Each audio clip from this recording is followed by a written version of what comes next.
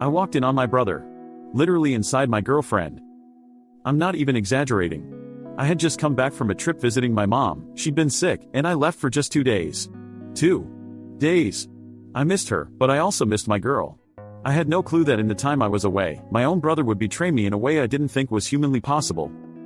Let me rewind. My name's Alex. I'm 24. I've been with my girlfriend, Jen, for almost 2 years. She was sweet, kind, smart. Or at least I thought so. And my brother? Josh? He was 26. Grew up with me, shared bunk beds, went through everything together. He was my best friend and the last person I ever thought I had to worry about. The day before I left for my mom's, Jen told me she'd take care of the house while I was away. She said she wanted to surprise me when I got back. And honestly, I was excited. We were going through a bit of a rough patch, just stress, money, life, and I thought this meant she still cared. That she wanted to make things right. So I left. I spent 2 nights away, texting her, calling, everything seemed fine. But on the second night, something felt off. She stopped replying around midnight. I figured maybe she just fell asleep early. No big deal, right? Wrong. I got home the next morning. I opened the door slowly, expecting to maybe see candles, music, her waiting for me. Instead, I heard the bed creaking. At first, I froze. You ever have that moment where your heart just sinks and your brain is begging for it to be something else? I walked upstairs. Slowly. Each step was like walking through cement. The door to our bedroom was half open. I pushed it open. And there they were. My girlfriend, naked. On top of my brother. She looked right at me. Eyes wide. And he didn't even look surprised. He looked annoyed. Like I was the one interrupting something. I didn't say a word. I turned around and walked out. My mind was numb. I didn't cry. I didn't scream. I didn't punch anything. I just sat outside on the curb for what felt like hours. Eventually, she came outside. Wrapped in a sheet. Begging to explain. She said it just happened. That she was lonely. That she didn't think I'd come back so early. Josh never said a single word to me. Not a sorry. Not even a text. But that's not where the story ends. You'd think this is the lowest point, but no. This was just the beginning. Because a week later, I found out she was pregnant. And the messed up part? She didn't know who the father was. Yeah. She told me she wanted to work things out. That she still loved me. That she made a mistake. But how do you love someone and sleep with his brother while he's away visiting his sick mom? I didn't answer her calls after that. But my brother? He texted me. He said, and I quote, "You weren't treating her right. She needed a real man." A real man. I spent days thinking of what to do. My first instinct was to destroy him. To fight. To scream. But then I realized that's exactly what he'd want. Chaos. Fire. An excuse.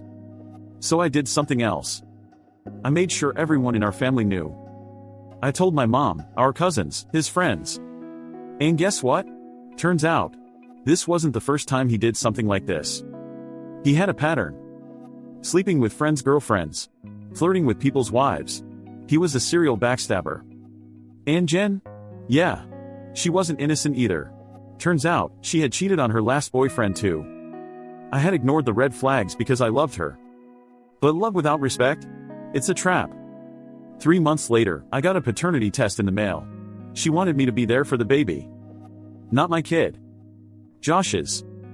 He didn't want anything to do with her or the baby. And that's when she broke. She messaged me nonstop. Sent letters. Showed up at my job. Eventually, I had to get a restraining order. You know what hurts the most? Not losing her. But losing my idea of who my brother was. Because betrayal doesn't come from enemies. It comes from the people you never expected. But here's the lesson. Sometimes your biggest blessing is catching someone's true colors early, before you build a whole life with a snake. Now, I'm rebuilding. New apartment. New friends. And no more second chances. And to Jen and Josh, thanks for showing me exactly who you are. Now I know what I'll never tolerate again. I tried to act like everything was normal, but deep down, I was dying inside. I started avoiding home, spending more time at work, at the gym, anywhere but around them. I knew something had to change, or I was going to lose my mind. But what finally pushed me over the edge was what I saw one night when I couldn't sleep.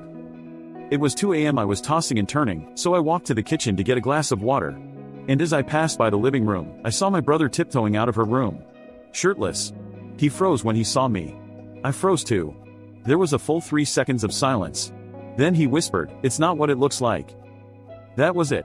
That was the moment I snapped. I didn't say a word. I walked into the kitchen, grabbed my keys, and drove straight to my best friend's house. I needed a place to think, to plan. Because I wasn't going to let this end with me being the victim. No. I was going to burn everything down. I was going to make them regret ever betraying me. And I had the perfect plan. I started gathering evidence. I installed a hidden camera in the hallway. I checked her phone when she was in the shower. I cloned my brother's messages using software I knew from work. And what I found was disgusting. They had been planning a weekend getaway together. My own girlfriend and my own brother. The messages were graphic. The things they said about me? Cruel. Like I was just some joke. So I did what I had to do. I waited until her birthday. She was planning a big party at our place. I told her I'd handle the cake and the drinks. She was thrilled, said I was finally making an effort.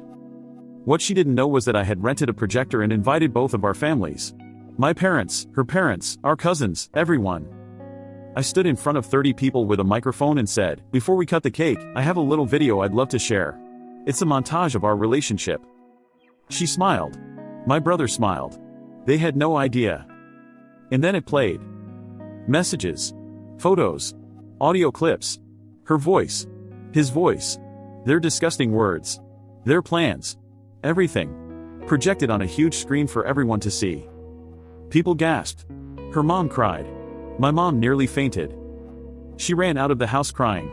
My brother followed her, but not before my dad grabbed him by the collar and told him to never show his face again. It was brutal.